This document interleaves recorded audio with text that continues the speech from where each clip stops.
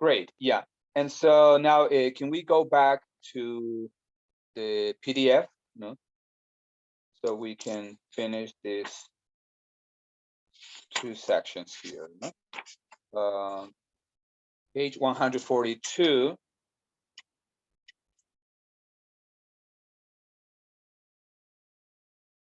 Great, yeah. And so I'd like to have a volunteer, please read this section here when the assessment is to be administered. I think it's very, very important. Thank you very much, please. When the assessment is to be administered to a group of students at the same time in the classroom and can be administered during a single class period, then it may not be necessary to make any special arrangement for the time and place. If one of the other hand, if one of the other hand, the assessment will be administered individually or two small groups or pairs of students, then especially preparations for the place and physical conditions may need to be made. For example, look at the assessment task in example 1 on page 176, which involves administering a speaking assessment to pairs of students. The activities and procedures and the thesis of the assessment task template specify the preparations that the teacher will need to make for this assessment, which are listed in the table 11.1. 11.1. So I'm not sure if you guys remember, but for example, group 1, when you did your presentation on example assessment task 1, you must remember the task, no? And you must remember, and you must associate, you know, what the author is telling you here. No, you must understand what it's being said here. Great, and so here we have an example, no, table 1.1, no? For example, time of assessment during the class period. Place in corner in the classroom where the language class meets. Well, some schools have the speaking corner, no? Physical conditions, a table with chairs, 2 chairs facing each other across the table for the students, 1 chair at the end of the table for the teacher. Materials, pictures of animal, recorded in form, pen, pencil, etc. Personnel to administer the assessment, in this case, the teacher, no? But if you need another teacher to be there, you have to specify. Yeah.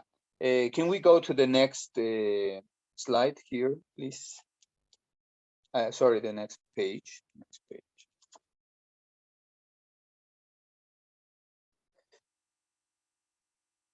Yeah, Prof. Thank you very much. Yeah. And can we have can I have another volunteer, please? Someone who can read this next paragraph for us, providing a supportive testing environment. Can anybody read this section, please? Okay. Thank you. All the paragraph? Yes, please, all paragraph 1. Okay. Providing a supportive testing environment. In keeping with the goal of enabling your students to perform at their best on the assessment, you need to make sure that the testing environment is supportive. This involves avoiding distractions and assuring that test administrators exhibit an encouraging attitude toward the test takers. Many different kinds of distractions can occur during the administration of an assessment. Some of these, such as public or school events, come from outside of the testing place itself. You can usually anticipate any such events that might be distracting to your students and schedule the assessment either before or after these take place. Some distractions may occur unintentionally within the testing place itself, and these are potentially more distracting to the test takers. If the test administrators are constantly whispering to each other, shuffling papers, or walking back and forth in front of the class, this can be very distracting to test takers. Test administrators does need to be informed or trained to be as unobtrusive, Unobstructive, unobtrusive, unobstructive, un, unobstructive. Yes. unobtrusive as possible, and only make themselves obvious when they need to make the administrative announcements or give instructions. Okay, thank you very much. Yeah, so I'm sure that you guys have experienced this, no, as the students in high school, maybe as the students at Central University. I remember that when we were in class, now there are many distractions there. No? People knocking on the door, algún programa on the ground floor, no? And well, of course, you have to avoid all types of distractions, right? And stop them, no? from repeating constantly, or from happening during an exam, right? But something important here is that sometimes the distractions come from inside, no? From inside the class. For example, when the teacher is walking constantly, making noise, his cell phone is ringing, etc. No? Or another teacher comes and visit the teacher and they start talking, or so. As you were able to read here, you have to avoid all those distractions because they are really they can really affect the students' concentration and obviously their performance. No? And so if you invite other administrators, if you have someone helping you with the administration of the test, you have to make sure that these people are unnoticed, no? Que se les note, no? They have to be as quiet as possible, unobtrusive, and make sure that they don't talk much, no? Or they don't talk, unless, of course, they need to make an announcement or they need to give instructions, no? Right. For example, this, if you look at the next paragraph, for example, this is something very annoying, no? For example, if you're going to do, for example, maybe tal vez un examen FCE or something. No? I remember that when I did my FCE long ago, we went to a school, no? A school that is on, I think the name is Kepler something, so some school, Avenida Simón Bolívar. And unfortunately, on the same day, it was a Saturday, but the students had some rehearsal, no, some rehearsal in the central patio, no, right? And it was long ago when we still used this tape or cassette recorders or tape recorders as they call them, and the recordings came on CD or many times on cassette, no? And so the sound was terrible, no? And people speaking outside, no? Some windows were broken, and the teacher administering didn't do anything. We asked them if we could go to another room, nothing happened. And so, of course, a lot of people had serious problems with the FCE, no? In the listening part, especially, no? But also, even if you're doing writing, grammar, if it's noisy, you can't concentrate. it's obvious to think of that.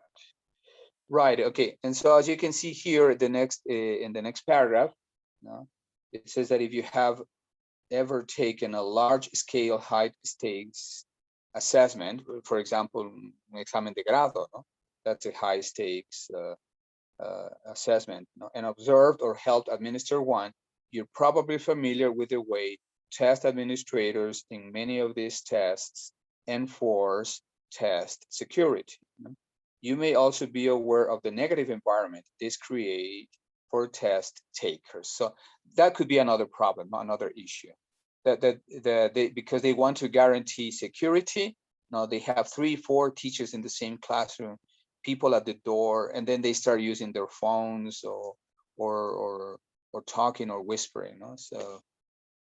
So maybe this is good for the security, but it's really bad for the student, with the student there.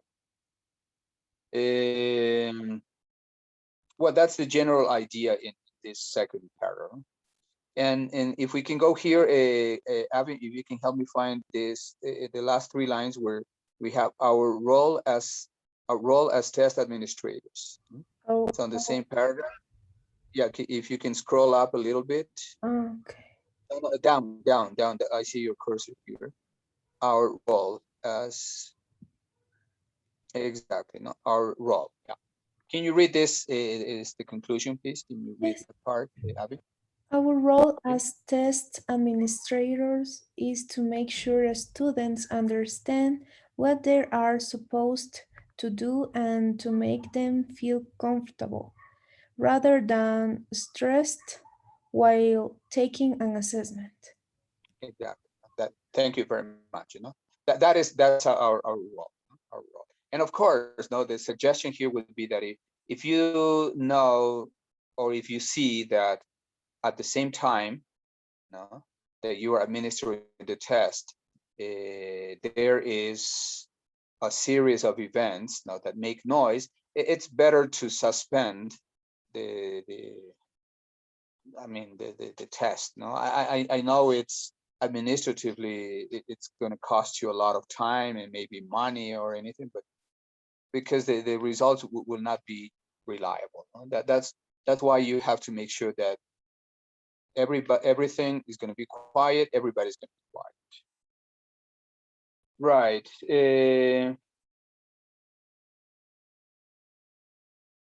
Okay, so as you can read in the next paragraph, in the last part, it says that most of our assessments are low to medium stakes, and they are administered by teachers, directly to the students. So security is not a serious concern. However, some students may feel anxious about their ability to do well on the assessment. It is then essential for you to maintain the same supportive attitude in administering the assessment as you do when you're teaching. So yeah, I understand that sometimes I've seen that teachers are really more serious, a veces apáticos, on the day of the exam, reluctant to talk, they are reluctant to smile, they don't want to answer any questions, they don't want to be addressed or talked to. Yeah, of course, in the name of security, or to guarantee security, maybe, Yeah, right. But again, remember that students need to have a supportive testing environment. And so if the only person there is you, then you are the person who can offer some support. Meaning that you can still be nice, be supportive, have a nice attitude, during the administration of the exam. I don't see why a teacher has to be, completely serious and refuse to talk during all the exam. Or maybe the student wants to address you with a very important question, that is maybe one section of questions, 10 points or 5 points. And if you're reluctant to help, students are going to lose those points. No?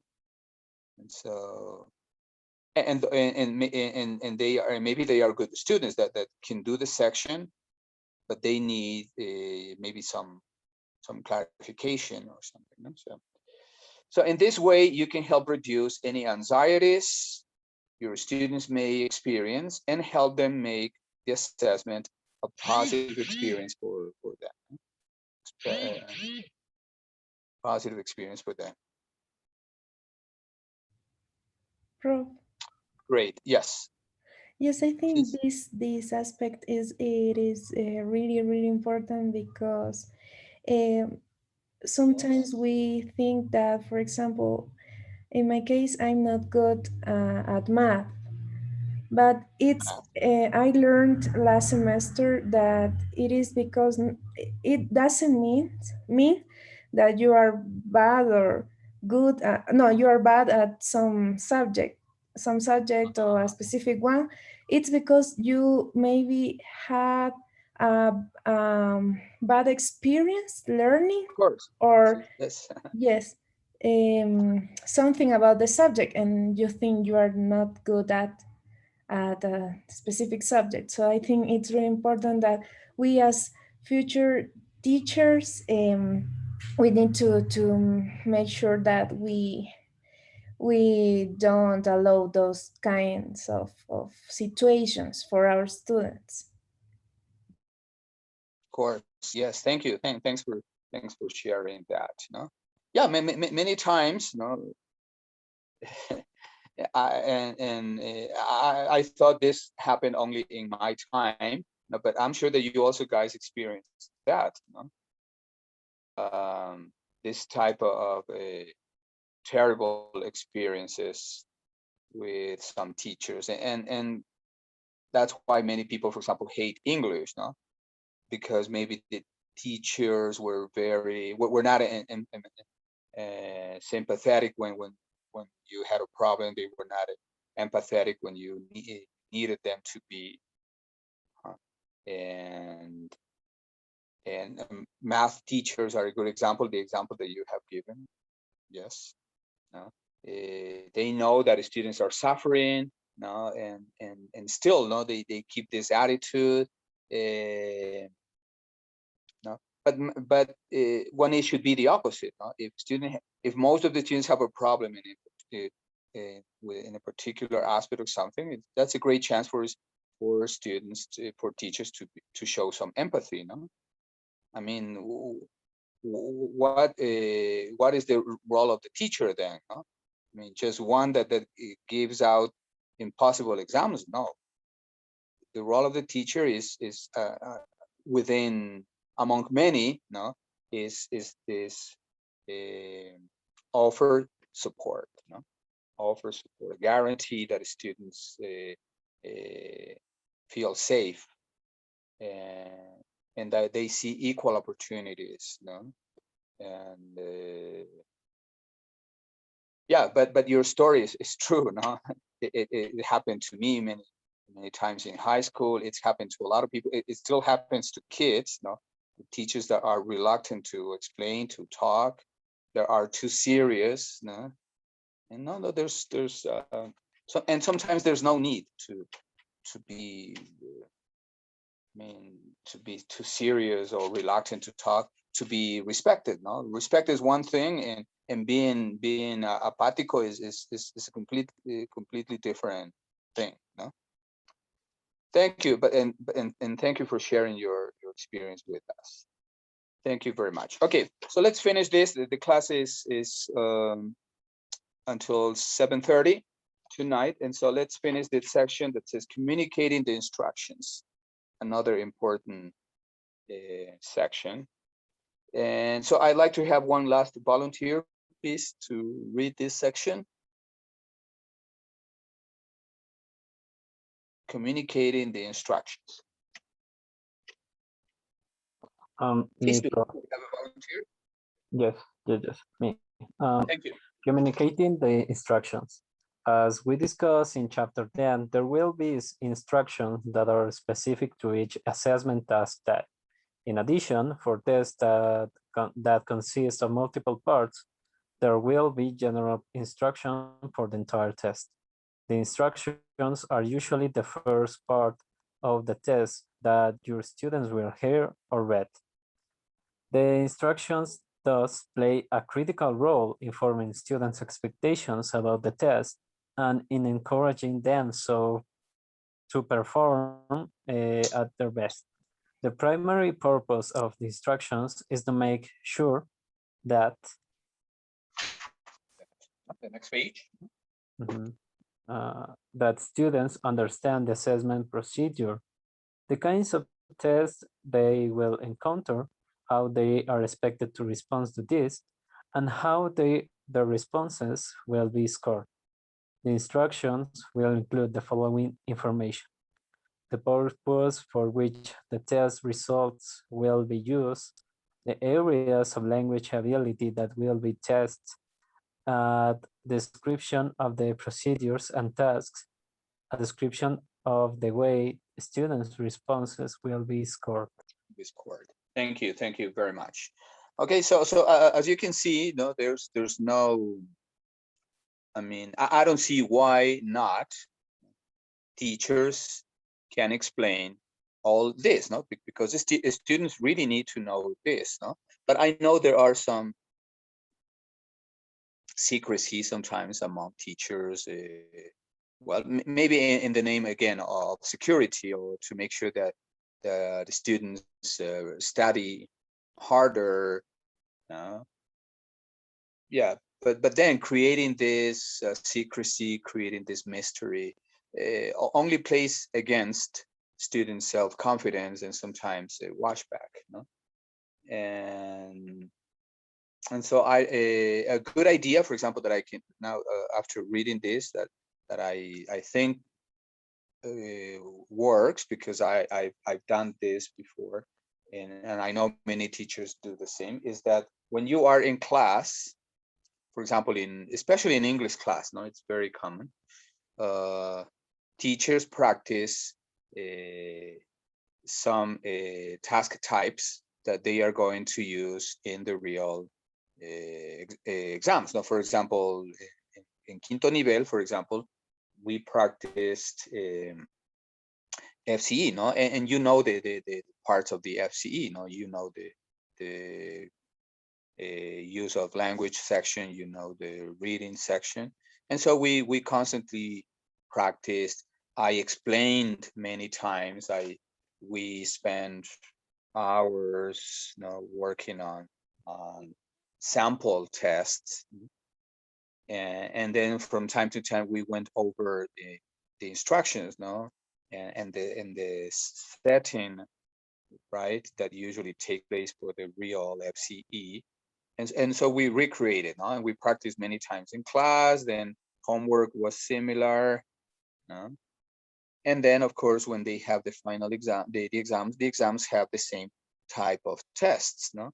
But also, even when they were on the day of the exam, even when we think that everybody understands and everybody knows, no? Again, you can spend a few minutes repeating, and say, well, as you can see, no, you're doing the same format exam of FCE, and remember each section, right? And if you have time to explain, or students have a question or something, you can spend a few minutes.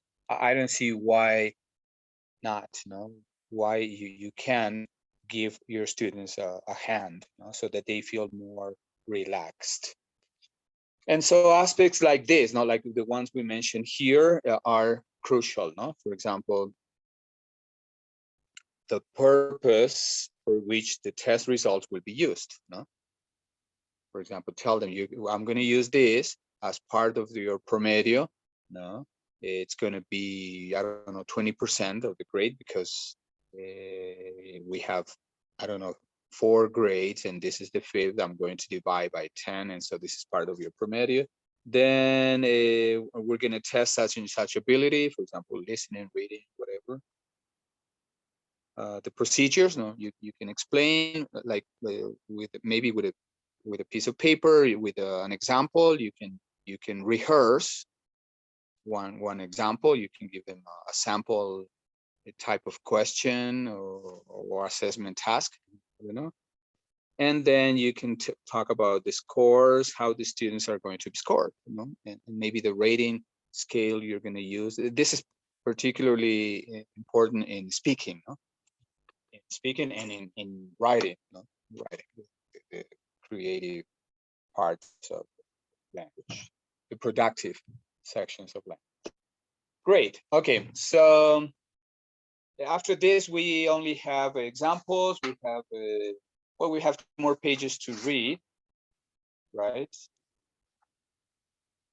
And that's going to be your homework. No, finish reading page 41, 45, 146, 47. That's the end, because then we have chapter 12. Chapter 12, right?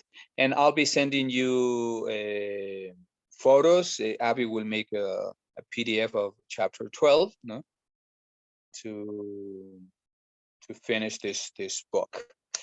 Yeah, and so on Monday we'll finish chapter 12, a little review of things, and I will explain to you another presentation that you have. No, but I'll tell you that I'll explain to you on Monday, and the first group will do it on Thursday, and the second on the subsequent Monday. No? Great.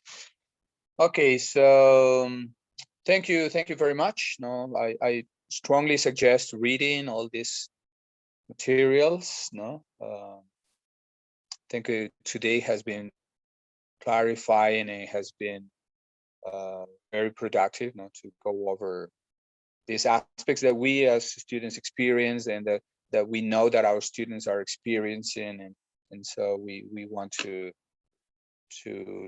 offer students the best or the safest place possible to even enjoy. No, I don't know, but maybe it's a you topic, but I don't know, maybe some students enjoy doing presentations and they like speaking activities. So or for those who don't like being tested, but at least you can offer some safe space and reduce the impact of the washback. Well, thank you very much for attending tonight. Thank you, Abby, for hosting and helping with many aspects, and thank you everybody for attending tonight.